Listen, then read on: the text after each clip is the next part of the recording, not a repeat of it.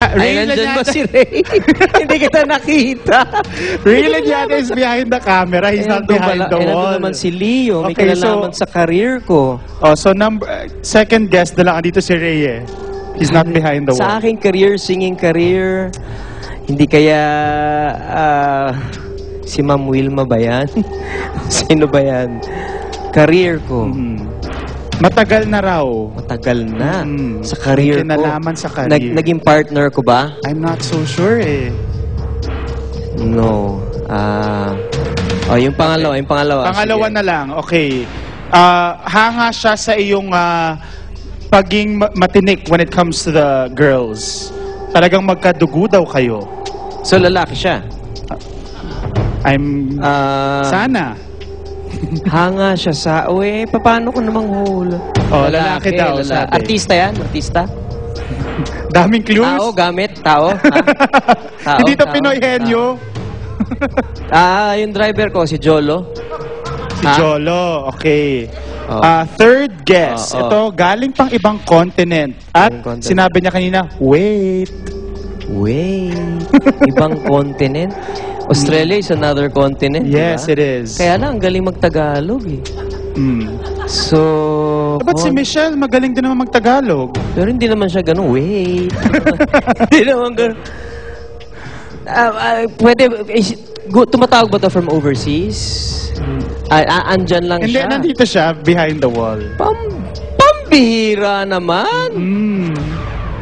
Ang hirap. Ibang continent, alam ko na. Si Brad Pitt yan. Brad, yeah. Brad Pitt. He always watches the show. Oh, si Brad Pitt. Wala, I'm sorry. I am absolutely clueless. Okay, so he's clueless. So it's time to reveal sino ba ang ating mga special informants. Graphics, please. Ayun! Of course, RC Baltazar, Julian Alcacid, and the one and only Miss Regine. Sino yung pangatlo? Sino yung number 3? Ayan. Si Regine? Ayan, patay ka. Hindi ka ba ding, honey? Pamangkin ko to. Oo. At si RC Baltazar, yung manager ko. Anong araw? So bakla pala ako, ha? So, tingin mo pala, bading ako.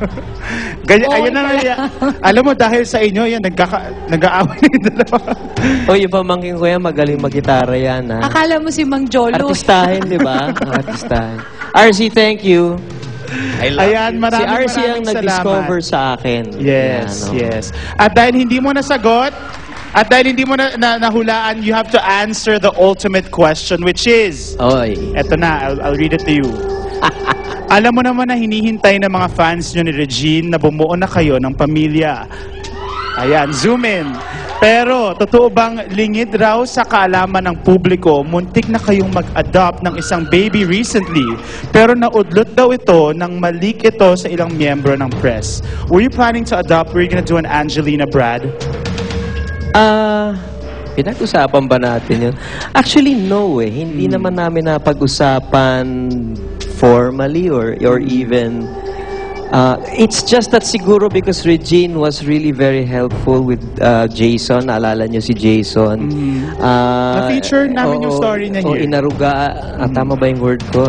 Naaruga niya si Jason. Siguro na parang akala nila we were already bent on adopting a child. You know, it's not a bad idea to do that. I think it would be nice. It's just that it's a serious matter. Those things have to be really talked about. And pero hindi namin napapag-usapan. May plano ba, you think? Ang plano namin, kasi meron na kaming George, hindi ba? Yung aso namin. So, tapos si John, yung isang aso, sana mabuo namin yung Beatles. So, hinahanap namin si Ringo Starr. Okay. So, animals, dadami pa, pero human beings, wala munang plans. Thank you so much. Thank you so much. Huwag Do niyo you want to kalimutan. thank anybody or gigs or anything? No, I really would like to invite lahat po ng mga kapuso bukas na po ang Hole in the Wall. Ayan, exciting. Bago po mag 24 oras, isa po yung napakasayang game show. Napanood yun na yan last season, hindi po ba last year? So Ngayon, it's coming bagong-bago back. na. Coming back, Hole in the Raymond, Wall. sana makalaro ka. Hindi ako kasya dun sa... Hindi! Kasya ka doon! And also, of course, to the diva herself, Miss Regine Velasquez, thank you for guesting. Thank you also. And please watch Diva every day. Kasama din si Raymond. Yes. Thank you for guesting, Raymond. Thank you, thank you. At Hi, ito yung Baba. set na ginagamit namin doon. Pero Miss Reg, ikaw na lang tatanungin ko, did you give a gift to Mr. Ogie Alcacid na kotse daw? Hindi ko alam. But was there a reason for you to give him a gift? Kasi I've been, minsan naman parang mga masarap lang magbigay ng gift kahit walang okasyon. Kasi medyo guilty ako kasi hindi ko siya naaalagaan lately. Kasi lagi ako nagtitaping. Pangkabuhayan showcase. So, Walang problema naman yun. Kasama mo naman si TJ, tsaka si Mark. Ayan na. Diba? ingit ka? Oo. Thank you so much. Thank you Thank you, so much. Raymond. Singer-songwriter Mr. Ogie Alcacid. Of course, abangan po ang story ng broken heart ng ating kapuso. Susunod na po Angelica de la Cruz. Magbabalik pa po ang Showbiz Central. Stick around.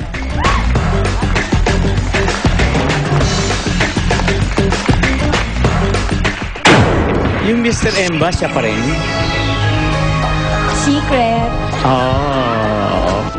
Si Rufa May Quinto, ilalantad na ba ang tunay na pagkatao ng isang Mr. M? Si babae, handa na rin ilantad ang mga dahilan daw ng pagwawakas ng kanyang relasyon sa kanyang itinuturing na Prince Charming. Susunod na ang pusong patuloy na lumuluha. Angelica de la Cruz,